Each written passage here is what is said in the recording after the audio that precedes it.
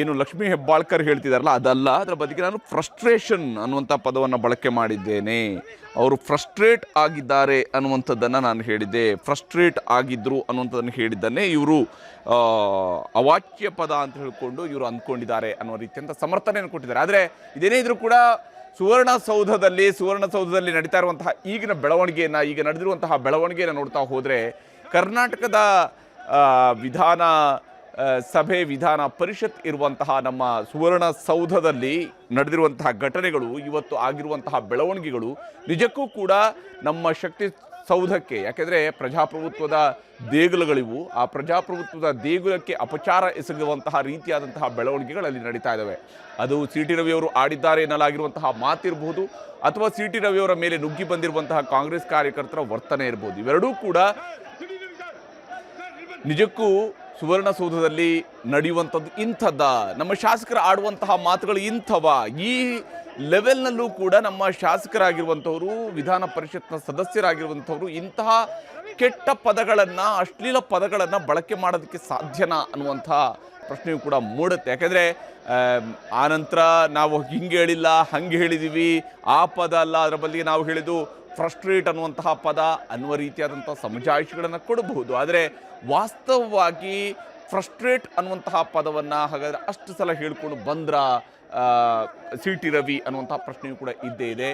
ಇಲ್ಲಿ ಒಂದು ಆಡಿರುವಂತಹ ಮಾತು, ಆ ಆಡಿರುವಂತಹ ಮಾತಿನ ಬಗ್ಗೆನೇ ಅದರ ಸುತ್ತಲೇ ಶುರುವಾಗಿರುವಂತಹ ರಾಜಕೀಯದ ಜಿದ್ದಾಜಿದ್ದಿಯೂ ಕೂಡ ಸಿ ಟಿ ರವಿ ಇಂಥದ್ದೊಂದು ಪದವನ್ನು ಬಳಕೆ ಮಾಡಿದ್ದಾರೆ ಅನ್ನುವಂತಹ ಕಾರಣಕ್ಕಾಗಿಯೇ ಈಗ ಅವರನ್ನು ಅರೆಸ್ಟ್ ಕೂಡ ಮಾಡಲಾಗಿದೆ. MLC ಸಿ ಟಿ ರವಿಯವರನ್ನ ಈಗ ಪೊಲೀಸರು ಕರೆದೊಯ್ದಿದ್ದಾರೆ, ಪೊಲೀಸ್ ಠಾಣೆಗೆ ಕರೆದೊಯ್ತಾ ಇದ್ದಾರೆ. ಹಿರೇಬಾಗೇವಾಡಿ ಠಾಣೆಯ ಕಡೆಗೆ ಹೋಗ್ತಾ ಇರುವಂಥದ್ದನ್ನು ಕೂಡ ನಾವು ನೋಡ್ತಾ ಇದ್ವಿ. ಮತ್ತು ಈಗ ಡಿ ಕೆ ಶಿವಕುಮಾರ್ ಅವರು ಮಾತನಾಡ್ತಾ ಇದ್ದಾರೆ. ಇಡೀ ದೇಶದ ಆ ಪಕ್ಷಕ್ಕೆ ಒಂದು ಅವಮಾನ. ಮುನ್ರತ್ನ ಅವರ ವಿಚಾರದಲ್ಲಿ ನಡ್ಕೊಂಡಂಥ ವಿಚಾರ, ಇವತ್ತು ನಡ್ಕೊಂಡಂಥ ವಿಚಾರ, ಬಿಜೆಪಿ ಅವರ ಪಕ್ಷಕ್ಕೆ ಮಾನ ಮರ್ಯಾದೆ ಯಾವುದೂ ಇಲ್ಲ. ಏನು ಸಂಸ್ಕೃತಿ ಬಗ್ಗೆ ಮಾತಾಡ್ತಾರೆ, ಏನು ಧರ್ಮ ಬಗ್ಗೆ ಮಾತಾಡ್ತಾರೆ, ಏನು ಮಾತೃಭೂಮಿ ಅಂತಾರೆ, ಬೋಲೋ ಭಾರತ್ ಮಾತಾ ಕಿ ಅಂತಾರೆ. ಇದಕ್ಕೆ ಅವಮಾನ.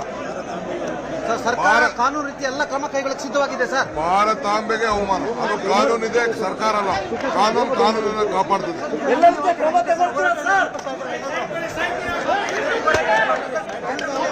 ನಾನು ಮತ್ತೆ ಮಾತಾಡ್ತೀನಿ, ಇವತ್ತೇನು ಮಾತಾಡಲ್ಲ.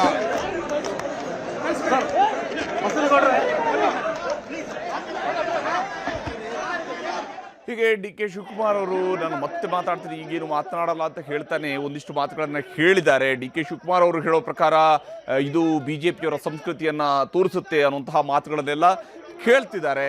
MLC ಸಿ ಟಿ ರವಿಯವರು ಆಡಿದ್ದಾರೆ ಅನ್ನುವಂತಹ ಮಾತನ್ನು ಕೇಳಿಸ್ಕೊಂಡಿರ್ತಕ್ಕಂತಹ ಕಾಂಗ್ರೆಸ್ ಸದಸ್ಯರು ಕೂಡ ಇದ್ದಾರೆ. ಕಾಂಗ್ರೆಸ್ ಸದಸ್ಯರು ಇದನ್ನ ಸಭಾಪತಿಯವರ ಮುಂದೆ ಕೂಡ ಹೇಳಿದ್ದಾರೆ. ಹೌದು, ನಾವು ಕೇಳಿಸ್ಕೊಂಡಿದ್ದೀವಿ, ಇಂಥದ್ದೇ ಪದವನ್ನು ಸಿ ಟಿ ರವಿಯವರು ಬಳಸಿದ್ದಾರೆ ಮತ್ತು ಅದನ್ನು ಅವರು ಹೇಳ್ಕೊಂಡೇ ಹೋಗಿದ್ದಾರೆ, ಅದನ್ನು ನಾವೆಲ್ಲರೂ ಕೂಡ ಕೇಳಿಸ್ಕೊಂಡಿದ್ದೀವಿ ಅನ್ನುವಂಥದ್ದನ್ನು ಕೂಡ ಹೇಳಿದ್ದಾರೆ. ಮತ್ತು ಆ ಇಡೀ ಸೀಕ್ವೆನ್ಸ್ ಅನ್ನು ಕೂಡ ಅವ್ರಿಗೆ ಯಾವ ಕಾರಣಕ್ಕಾಗಿ ಅಂತಹ ಪದದ ಬಳಕೆ ಆಯಿತು ಅನ್ನೋದರ ಬಗ್ಗೆಯೂ ಕೂಡ ಉಮಾಶ್ರೀ ಅವರು ಕೂಡ ಹೇಳಿದ್ದಾರೆ. ಇವೆಲ್ಲವೂ ಕೂಡ ಒಂದು ಭಾಗ. ಆದರೆ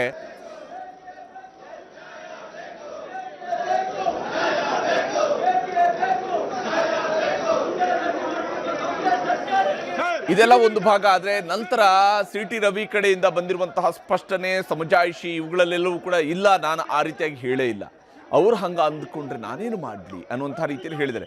ಬಹುಶಃ ಶಾಸನಸಭೆಯಲ್ಲಿ ವಿಡಿಯೋಗಳ ರೆಕಾರ್ಡ್ ಇದ್ದಿರ್ತಿದ್ರೆ, ಪರಿಷತ್ನಲ್ಲಿ ವಿಡಿಯೋ ರೆಕಾರ್ಡ್ ಆಗ್ತಾ ಇದ್ದಿರ್ತಿದ್ರೆ, ಆಡಿಯೋ ರೆಕಾರ್ಡ್ ಆಗ್ತಾ ಇದ್ದಿರ್ತಿದ್ರೆ ಯಾರಿಗೂ ಕೂಡ ಇಲ್ಲಿ ತಮ್ಮ ಮಾತುಗಳನ್ನು ಬದಲಾಯಿಸೋದಕ್ಕೆ ಅವಕಾಶ ಇರಲಿಲ್ಲ.